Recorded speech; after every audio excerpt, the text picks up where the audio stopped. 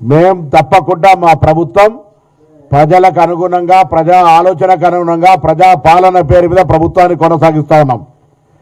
ఎవరు వారితే ఏది వారితే అది మాట్లాడితే చూస్తూ ఊరుకోవడానికి లేం.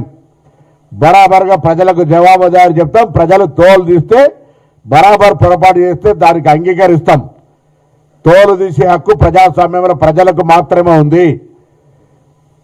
ఆల్రెడీ 10 సంవత్సరాల పరిపాలించిన మిమ్మల్ని తోలు వీగితే ఎమ్మెల్సీ ఎలక్షన్ల, ఎంపీ ఎలక్షన్ల, సర్పంచ్ ఎలక్షన్ల, ఉప ఎన్నికల్లో మళ్ళా తోలు కూడా మొలవకుండా వీగుతానే ఉన్నారు.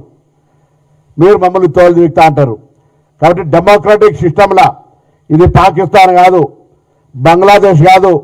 నవాజ్ షరీఫ్నో, ఇమ్రాన్ ఖాన్నో, షేక్ హసీనానో జైలు వేసి మరణ శిక్షలు విధించేటువంటి విధానం కాదు మనది. ప్రజలే న్యాయ నిర్ణేతలు. ఇటువంటి దగ్గర కూడా వచ్చి మీరు ఏది పడితే అది మాట్లాడి 2-3 సంవత్సరాల తర్వాత మన ఊర్లలో చూస్తాం.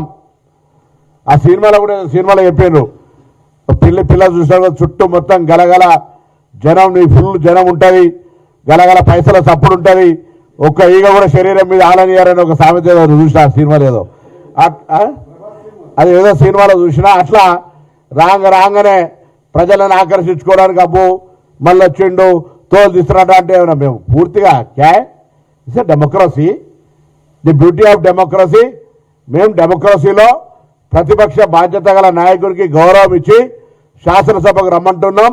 శాసనసభలో నిన్న కూడా గౌరవ ముఖ్యమంత్రి గారు చెప్పారు. స్పీకర్ గారు కూడా ఎక్కడ కూడా పెద్ద ఆయనకు గౌరవం తగ్గకుండా ఉండే విధంగా శాసనసభ నడుపుదాం.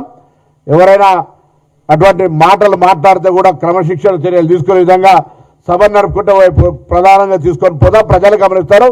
తెలంగాణ యావత్తు చూడాల్సిందే తప్ప ఎవరితో ఎవరు వికరణ చూస్తారని చెప్తుంటే మీరు ఇట్లా మాట్లాడితే పద్ధతి కాదు.